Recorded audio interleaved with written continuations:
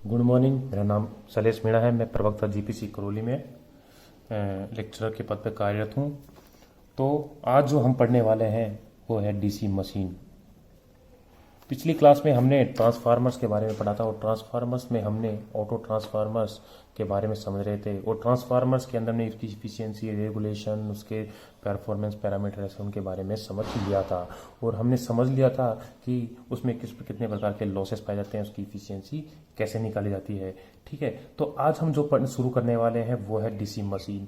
और ये किस डीसी मशीन, जब डीसी मशीन की हम बात करेंगे तो ये किस रूप में ट्रांसफार्मर से अलग होगा, तो वो ये है कि डीसी मशीन एक इलेक्ट्रोमैकेनिकल डिवाइस है। इलेक्ट्रोमैकेनिकल डिवाइस है।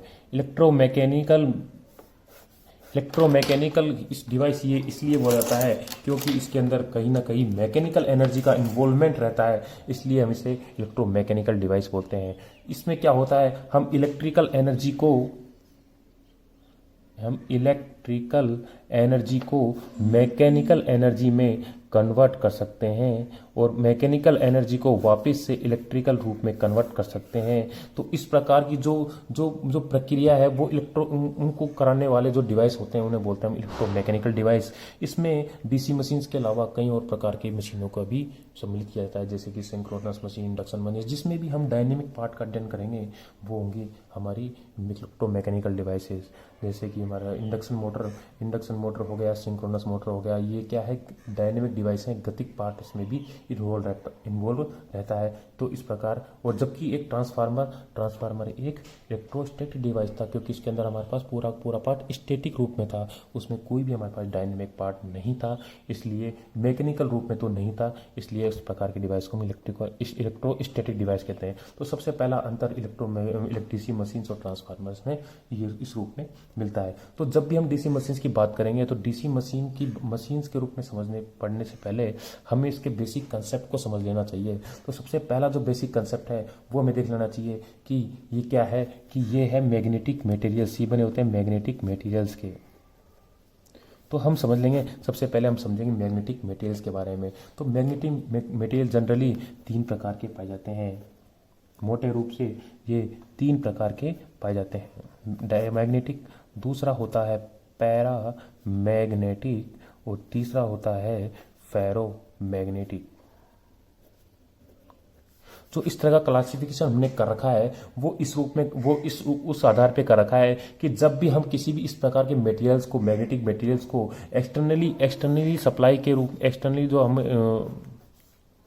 एक्सटर्नल सप्लाई के रूप में देंगे, तो इसके बीच में जब हम इसको रखते हैं तो हमारा जो भी मटेरियल्स, मैग्नेटिक मटेरियल्स होते हैं वो डाइपोल के रूप में होते हैं। डाइपोल मीन्स कोई भी जो हमारा परमाणु होता है उसमें पॉजिटिव और नेगेटिव का जो आयन होते हैं वो थोड़े एक दूसरे से डाइवर्ट हो जाते हैं। इस प्रकार ये बनने वाले जो डाइपोल्स हैं परमाणु से, इस प्रकार के परमाणु से मिलकर बने होते हैं मैग्नेटिक मटेरियल्स। अब जब भी इनको एक्सटर्नल सप्लाई के बीच में रख के इसको चेक करते हैं तो ये जो डाइपोल्स हैं वो जब कभी भी इन डाइपोल्स हैं जो एक्सटर्नली सप्लाई के विरुद्ध जाके रिपल करने लग जाएं, तो उस प्रकार की हम डायमैग्नेटिक मटेरियल, उस प्रकार के मटेरियल्स को हम बोलेंगे डायमैग्नेटिक मटेरियल्स, जो करते हैं रिपल कब करते हैं, जब इनको एक्सटर्नल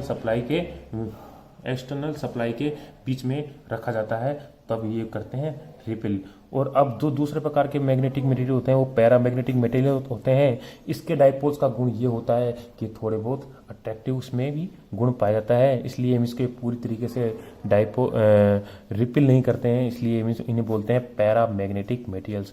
कुछ जो परमाणु होते हैं वो तो रिपेल करते हैं और कुछ परमाणु होते हैं वो अट्रैक्शन करते हैं। और जो तीसरा सबसे इंपॉर्टेंट जो हमारे मैग्नेटिक मटेरियल्स होते हैं वो होते हैं फेरो मैग्नेटिक मटेरियल्स। और इसी प्रकार के मटेरियल्स का उपयोग हम मशीन्स के अंदर पूरी तरह से इसी प्रकार के मटेरियल्स का प्रयोग करते हैं क्योंकि इनकी कई विशेषताएं पाई जाती हैं। फेरोमैग्नेटिक मटेरियल सबसे बड़ी विशेषता ये है कि जब भी हम इसे एक्सटर्नली सप्लाई के बीच में रखेंगे तो जो इसके जो डाइपोल्स हैं वो एक्सटर्नली सप्लाई की दिशा में ही अलाइन कर जाते हैं, इसलिए स्ट्रांगली अलाइन कर जाते हैं या फिर स्ट्रांगली अट्रैक्ट हो जाते हैं, वो इसलिए इनको बोलते हैं फेरोमैग्नेटिक मटेरियल्स।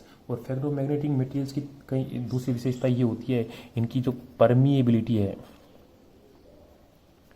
इनकी जो परमिबिलिटी है वो बहुत हाई होती है। इस कारण इनका उपयोग हम मशीन्स के अंदर करते हैं। और दूसरी जो सबसे बड़ी अच्छी विशेषता है वो ये कि इनका रेजिडुअल मैग्नेटिज्म का इसमें गुण पाया जाता है। रेजिडुअल, अब ये हम समझेंगे रेजिडुअल मैग्नेटिज्म क्या होता है। रेजिडुअल का हिंदी में अर्थ होता है बचा हुआ। मतलब कि जब भी हम कभी भी, जैसे कि हमने बी एच कोई कर्व बनाएंगे तो बी एच कर्व मतलब एच और बी कर्व, और जो एच जो हमारी मैग्नेटिक इंटेंसिटी है वो डायरेक्टली प्रोपोर्शनल होती है करंट के, और जो मैग्नेटिक फ्लक्स डेंसिटी है वो होगी फ्लक्स के। और जब भी हम किसमें करंट बढ़ाएंगे तो उसको फ्लक्स है वो इस जो सीधा रूप में न बढ़कर इस पहले तो सीधा बढ़ेगा, लेकिन पर बाद में जाके क्या होता है, सेचुरेट होता है वो। लेकिन जब इसको वापस से हम जीरो करेंगे करंट को, तो ये जीरो पे न टिकने के जीरो पे नहीं टिक के ये थोड़े से इसमें थोड़ा सा मैग्नेटिज्म का गुण शेष रह जाता है। और जबकि हमने एक्सटर्नल सप्लाई को जीरो कर दिया है, एक्सटर्नल सप्लाई करंट को हमने जीरो कर दिया, उसके बावजूद इसमें थोड़ा बहुत मैग्नेटिज्म का गुण रहता है। इसे हम बोलते हैं रेजिडुअल मैग्नेटिज्म। और इस रेजिडुअल मैग्नेटिज्म के कारण ही डीसी मशीन्स के अंदर जो शंट मोटर्स हैं, जो सेल्फ एक्साइटेशन मोटर्स हैं, वो उनको स्टार्ट करने के अंदर इसका बहुत बड़ा योगदान होता है। इसलिए इस प्रकार के मटेरियल्स को उपयोग करने का सबसे बड़ा कारण ये भी है। जो तीसरा सबसे प्रकार का बड़ा कारण है कि इसका रिलक्टेंस सबसे कम होता है। इसलिए हमें इसमें फ्लक्स एस्टेब्लिश करने के लिए हमें ज़्यादा करंट की आवश्यकता नहीं पड़ती है। और इसका कोर लॉसेस हैं वो भी हमें कम मिलते हैं। इसके कोर लॉसेस हैं वो भी हमें कम मिलते हैं। इस प्रकार जो फेरोमैग्नेटिक मटेरियल्स है इनका उपयोग हम मशीन्स में जनरली इनका उपयोग करते हैं। तो अब हम, और अगर हम इस पीएच कर्व की बात किसी फेरोमैग्नेटिक मटेरियल्स के अलावा अब एयर के रूप में करें तो किस प्रकार ये भिन्न होती है उसको हम समझेंगे। तो एयर के रूप में, फॉर दी एयर, जब कभी भी एयर में हमको मैग्नेटिज्म प्रदान करवाना हो तो जो उसका बीएच कर्व है उसके अंदर जो फ्लक्स डेंसिटी है, जो फ्लक्स हमें स्टेब्लिश करना है, यदि एयर के अंदर करना है तो हमारा जो इंटेंसिटी होगी, जो करंट हम इसको प्रोवाइड कर रहे हैं for the establishment of the flux को एस्टेब्लिश करने के लिए जो हम करंट उसमें प्रदान कर रहे हैं एक्सटर्नली, तो उसका जो बीएच कर्व का मान है वो सीधा रेखा में आता है और वो आगे जाके सेचुरेट भी नहीं होता। तो इस प्रकार लेकिन इनकी जो सबसे बड़ी कमी होती है एयर की, कि इसके अंदर जो बीएच कर्व का जो ये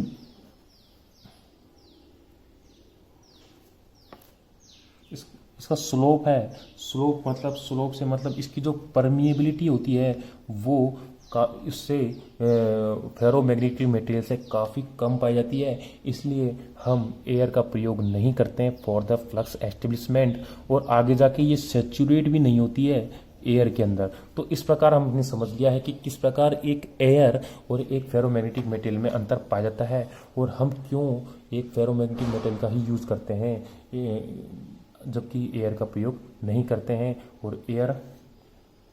और अब हम इसके अलावा जो दूसरा कंसेप्ट हमारा समझने की कोशिश करेंगे before studying the DC machines of the DC machines, तो दूसरा हमारा कंसेप्ट ये है कि इंड्यूस्ड ईएमएफ।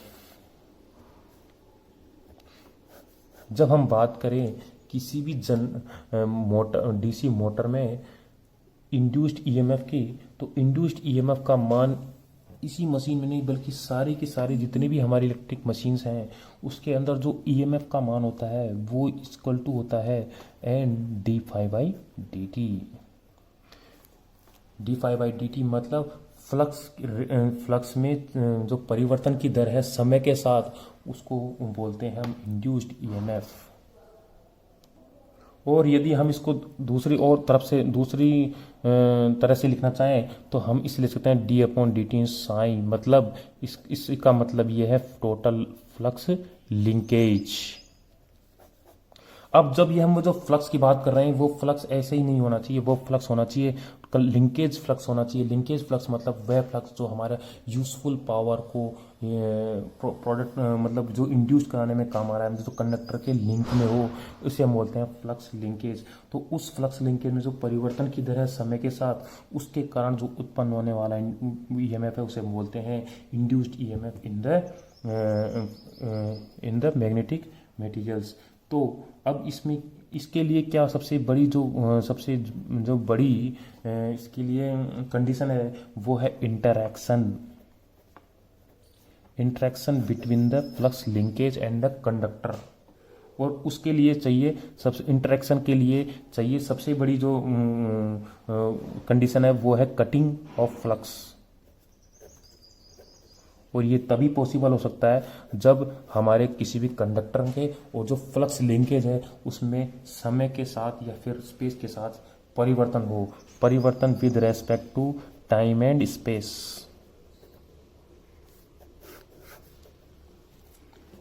अब ये जो जब ये हमारी कंडीशंस पूरी होती हैं तभी हमारे पास इंड्यूस्ड ईएमएफ उत्पन्न होती है किसी भी मशीन के अंदर, इलेक्ट्रिक मशीन के अंदर।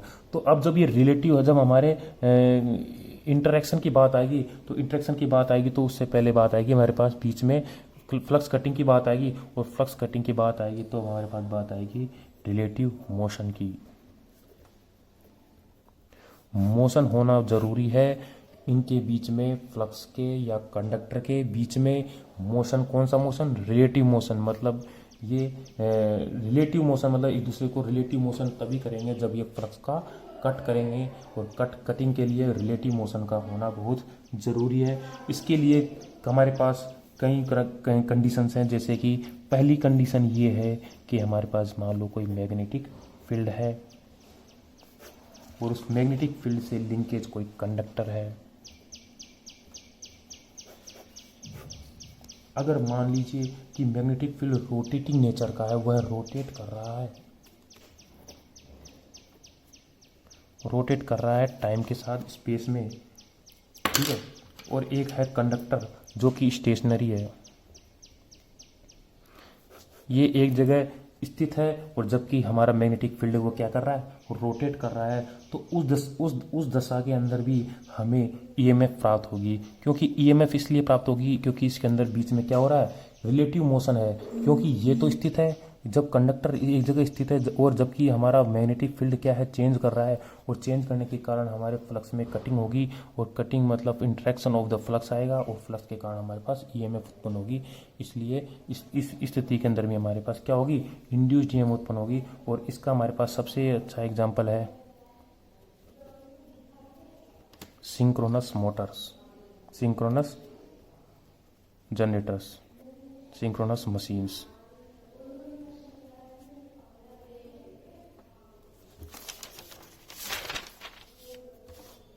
अब इसी प्रकार हम समझेंगे दूसरा सबसे बड़ी कंडीशन जिसमें मैग्नेटिक फील्ड हमारा क्या कर रहा है? एक जगह स्टेशनरी है और कंडक्टर हमारा रोटेटिंग है। इस प्रकार की जब भी हमें कंडीशन कहीं मिलेगी, इसका मतलब हमारे जो कंडक्टर है और मैग्नेटिक फील्ड है, उस कंडीशन में भी हम इन दोनों के बीच में फ्लक्स की कटिंग होगी, इंट्रैक्शन होगा, और इंट्रैक्शन होगा तो ईएमएफ उत्पन्न होगी। और इस प्रकार के एग्जांपल्स हमें देखने को मिल जाते हैं डीसी मशीन में।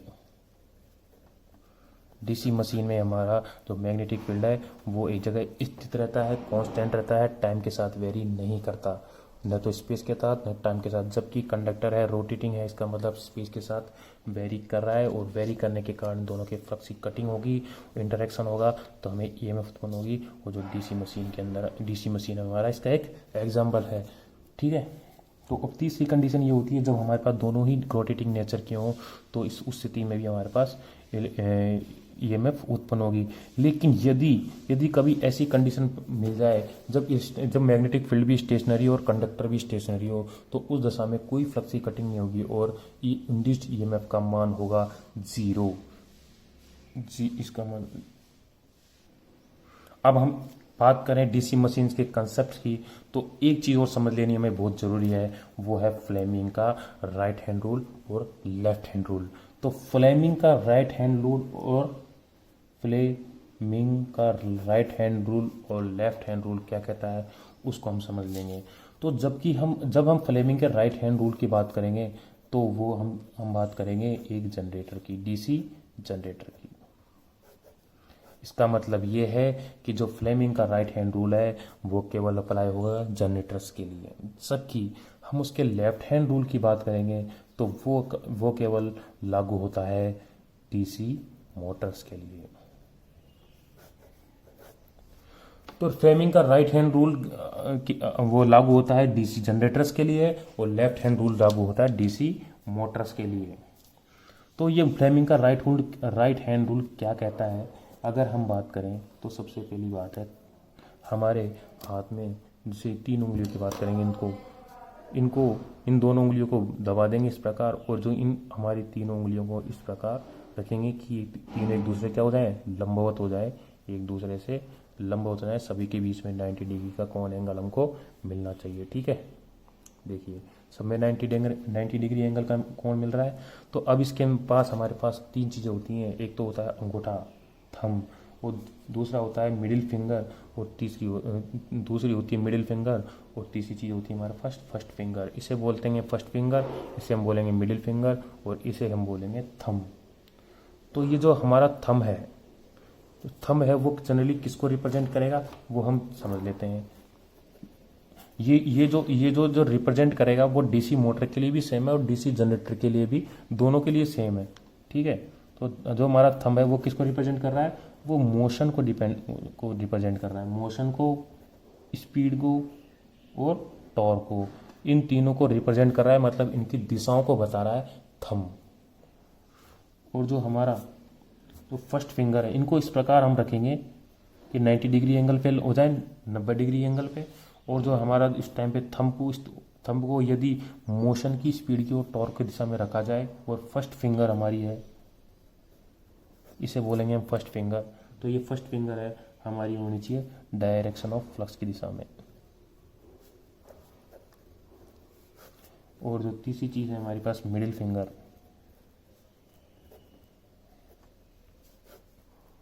वो नीचे डायरेक्शन ऑफ करंट।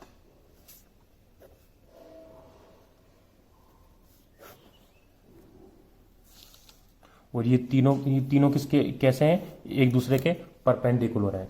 तो अब इसमें समझेंगे, जैसे कि मान लीजिए ये कोई थंब है, ये थंब किसकी दिशा को रिप्रेजेंट कर रहा है, मोशन की दिशा को, और ये स्पीड की दिशा को, ये डायरेक्शन ऑफ द फ्लक्स, ये फ्लक्स की दिशा को। तो ये जो हमारा ये मिडिल फिंगर है उस टाइम पे ये शो करेगी करंट की दिशा को, कि हमारे जो कंडक्टर में है करंट किस दिशा में बह रहा है। जो ये नियम लगेगा ना लागू, ये नियम केवल कंडक्टर्स के ऊपर ही लागू होगा, कंडक्टर्स को लागू को रेफरेंस मानते हुए ही हम इस नियम को लागू करेंगे। तो इसका हम एक जैसे एग्जांपल देख लेते हैं, जैसे कि मान लीजिए कोई ये मैग्नेटिक फ्लक्स है, मैग्नेटिक फील्ड की डायरेक्शन किधर है, इधर है। मान लीजिए मैग्नेटिक फील्ड की डायरेक्शन इधर की ओर है, एन से एस की ओर है, और हमने कोई क्या रख रखा है बीच में, रोटेटर आर्मेचर रख रखा है, और आर्मेचर पे हमने क्या रख रखा है, कंडक्टर। अब जो ये कंडक्टर के अंदर जो हम इसको मान लो इस जगह रोटेट करते हैं, इस तरफ रोटेट करते हैं, इस तरफ नहीं, मान लो आप ये मान लीजिए आप इस तरफ रोटेट करते हैं, तो अब इसके अंदर नियम लागू करेंगे कि जैसे कि ये हमारी फर्स्ट फिंगर है, ये दिशा को बताएगी किसकी को, मैग्नेटिक फ्लक्स की दिशा को। तो देखिए जैसे कि ये इसको हम इसे घुमा देंगे, ये मैग्नेटिक फ्लक्स की दिशा को, और ये हमारा थंब है, ये रोटेशन की दिशा को, ये हमारा आर्मेचर की रोटेशन को दिशा को दिखा रहा है, ये मैग्नेटिक फील्ड की डायरेक्शन को दिखा रहा है। तो ये जो हमारी उंगली है वो करंट की डायरेक्शन ये दिखाएगी। जब इसके अंदर जो बीच में जो कंडक्टर शो कर रखा है, हम इसको सीधा नहीं देख पा रहे हैं, हम इसको केवल क्रॉस सेक्शनल एरिया देख पा रहे हैं, जब इसलिए हमने इसको केवल राउंड से डिनोट कर रखा है, जबकि इसका, जबकि ये पूरा पूरा एक कंडक्टर है जो नीचे यहाँ से गुजर के वापस टर्न होके वहाँ से वापस आ रहा है, तो जो हमारी दिशा होगी, ये जो बाहर की ओर आ रहा है, मतलब इस पेपर से बाहर की ओर आ रहा है, तो इसलिए मैं बाहर की ओर आते हैं उसको मैं किससे रिप्रेजेंट करूँगा, डॉट से। और चूंकि यही कंडक्टर अगर वहाँ से निकल रहा है तो यहाँ से अगर वापस ऊपर क्या आ रहा है तो वहाँ से अंदर जा रहा होगा, तो इसके लिए मैं इसे क्रॉस से डिनोट कर दूंगा। तो इस प्रकार हमारी ये करंट की डायरेक्शंस को हम मालूम कर सकते हैं फ्लेमिंग के राइट हैंड रूल और लेफ्ट हैंड रूल से। ये मैं जनरेटर्स के लिए काम ले रहा हूँ, इसलिए मैं इसको जनरेटर्स पे ही लागू कर रहा हूँ राइट हैंड रूल से। तो इसमें हम जैसे कि हमने समझ लिया, तो अभी हम जैसे मतलब करंट की रिप्रेजेंटेशन को समझें, तो जैसे कि यदि आपको मान लो कोई कभी डॉट दिखा रखा है, डॉट शो कर रहा है, इसका मतलब कोई भी कंडक्टर है जो नीचे इस तरह है और केवल उसका मेरे को ऊपरी पॉइंट ही दिख रहा है, ये डॉट पॉइंट दिखने के कारण इसका मतलब ये है कि कोई कंडक्टर को इस तरह ऊर्ध्वाधर खड़ा है और उसका जो दिशा है करंट की वो वापस पेपर से बाहर की ओर आ रही है, इसलिए मैं इसको डॉट से रिप्रेजेंट कर रहा हूँ। और इसी प्रकार यदि मान लीजिए कोई करंट है और इसको मैं इस प्रकार देख तो नहीं पा रहा हूँ क्योंकि उसका ऊपर अपर व्यू है, और अपर व्यू के कारण मैं पूरा कंडक्टर नहीं देख पा रहा हूँ, लेकिन कंडक्टर का वह राउंड शेप जरूर देख पाऊंगा। अब इस राउंड शेप की अगर कंडक्टर में अगर करंट नीचे की ओर जा रहा है, तो अगर करंट नीचे की ओर जा रहा है तो मैं इसके डॉट को नहीं देख पा के मैं पीछे का एरिया देख पा रहा हूँ जो कि क्रॉस के रूप में है, तो इसलिए मैं इसको लिख दूंगा क्रॉस। तो डॉट कहीं भी आता है इसका मतलब यह है कि करंट हमारा पेपर से आउट ऑफ आ रहा है, और क्रॉस का मतलब यह है हमारा करंट डाउनवर्ड जा रहा है, पेपर के इनसाइड द पेपर जा रहा है। ठीक है, और ये जो रूल्स होंगे वो अप्लाई होंगे केवल कंडक्टर्स के रेफरेंस में ही। ठीक है।